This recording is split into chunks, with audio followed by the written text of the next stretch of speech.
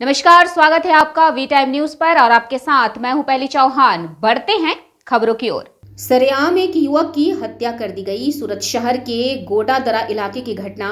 गोडादरा इलाके में एक युवक की गला रेत कर निर्मम हत्या की घटना। माना जा रहा है कि पुरानी रंजिश के चलते युवक का चेहरा काटा गया। हत्यारे मयूर पाटिल का नाम आया सामने। पुलिस ने मामला दर्ज कर जांच कर दी है शुरू। ગોડાદરા પોલીસ સ્ટેશન વિસ્તારમાં કંઠી મહારાજ સર્કલથી લઈ અને પર્વતગામ જતો તરફ એક રોડ છે. રોડમાં જમણી બાજુ એક પાનનો ગલ્લો આવેલો છે. ગલ્લામાં એક છોકરો ઊભેલો હતો. એના સાથે એના 2-3 દિવસ અગાઉ જેના સાથે ઝઘડો કે કંઈક અદાવત હતી એ છોકરાઓ 4-5 છોકરાઓ ત્યાં આવે છે. એ 4-1 છોકરાઓ અંદર આવી અને એના ઉપર એટેક કરે છે. એટેક કરી અને એની હત્યા નિપજાવે છે.